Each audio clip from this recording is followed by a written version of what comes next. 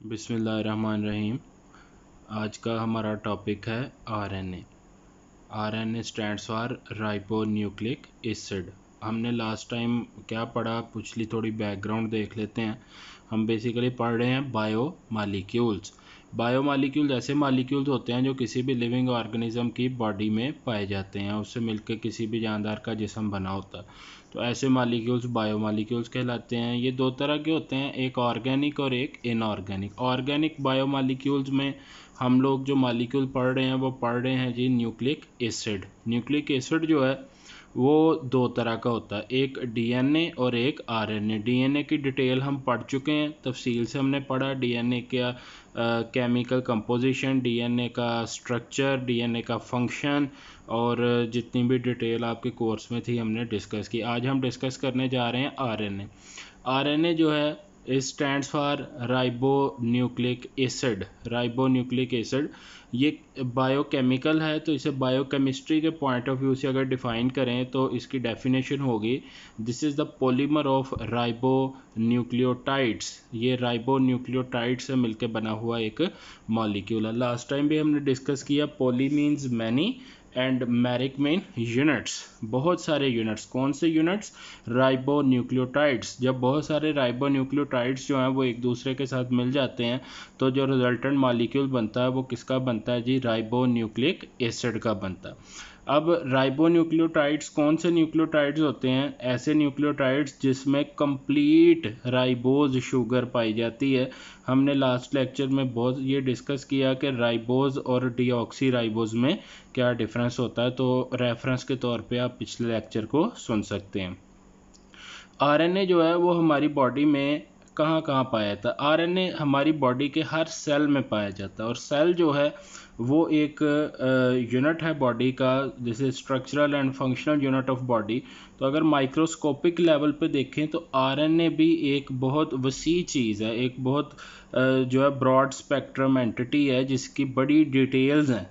तो अगर देखा जाए तो जो आरएनए है उसकी लोकेशन क्या है? न्यूक्लियस के बिल्कुल सेंटर में, न्यूक्लियस का भी सेंटर होता है जिसे हम क्या कहते हैं? न्यूक्लियोलस कहते हैं।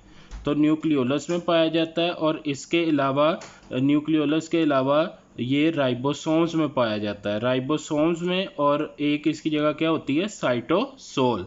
तो तीन लोकेशंस हैं आरएनए की, न्यूक्लियस, राइबोसोम और साइटोसोल। अब ये जो न्यूक्लियस, राइबोसोम और साइटोसोल है, ये यहाँ पे आरएनए अपने डिफरेंट फंक्शंस परफॉर्म कर रहा होता है। न्यूक्लियस जो है उसमें ये इसके स्ट्रक्चरल रोल है आरएनए का, और राइबोसोम्स में भी स्ट्रक्चरल रोल है आरएनए का, और साइटोसोल में फंक्शनल रोल है आरएनए का। साइटोसोल में प्रोटीन्स बनाने में अपना रोल प्ले करता है। अगर इसका स्ट्रक्चर देखा जाए तो ये कैसा होता है? ये सिंगल स्ट्रैंडेड होता है, एक लंबे धागे से मिलकर बना होता है, ये सिंगल स्ट्रैंडेड होता है। उसके बाद जब ये सिंगल स्ट्रैंड जो है बाज़ दफ़ा ऐसा होता है कि ये अपने ही ऊपर फोल्ड हो जाता है, और इसकी जो नाइट्रोजनस बेसिस हैं उनके दरमियान हाइड्रोजन बॉन्डिंग एस्टेब्लिश हो जाती है।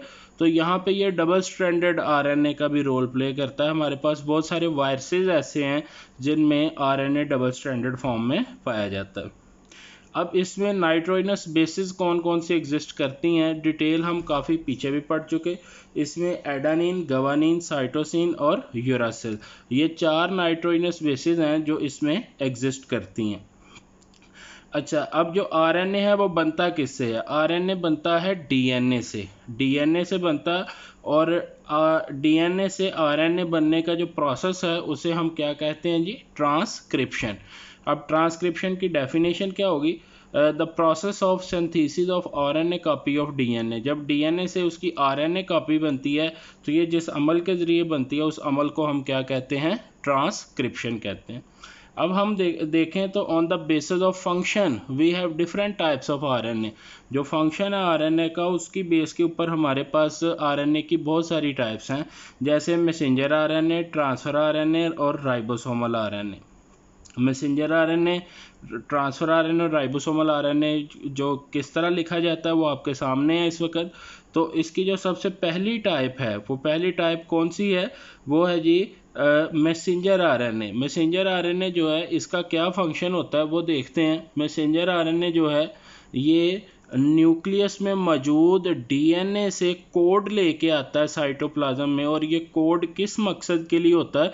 For protein synthesis. Messenger RNA के पास वो कोड होता है जिसकी बेस के ऊपर प्रोटीन बननी होती है, और वो जो प्रोटीन होती है वो डीएनए से अल्टीमेटली कोडेड होती है। इसी तरह एक अमाइनो एसिड को कोड करते हैं 3 न्यूक्लियोटाइड्स।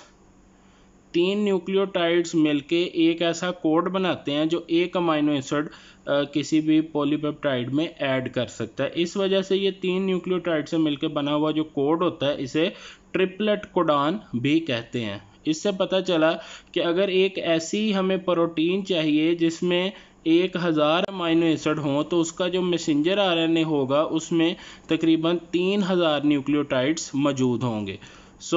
3000 न्यूक्लियोटाइड्स पे मौजूद एक स्ट्रैंड जो है वो 1000 अमाइनो एसिड पे मुश्तमिल एक प्रोटीन बना सकता है। टोटल आरएनए देखा जाए मैसेंजर आरएनए जो है वो टोटल आरएनए में 3 to 4% एग्जिस्ट करता है, यानी जितना टोटल एक सेल में आरएनए होता है उसका 3 से 4% जो है वो किस में एग्जिस्ट करता है, इसमें सेल के अंदर।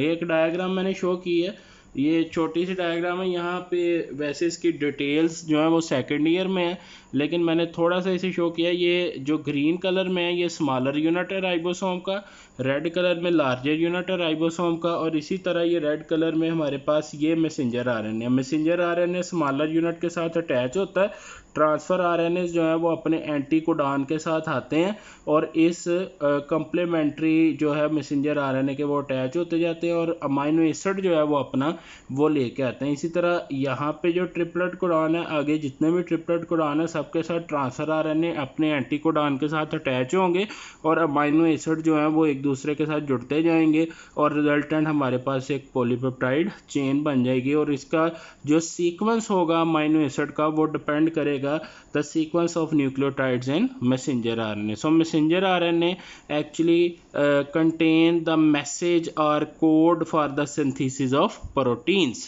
इसे आप अच्छी तरह से प्रिपेयर कीजिएगा। नेक्स्ट हम पढ़ेंगे ट्रांसफर आरएनए और ribosomal RNA. Thank you very much.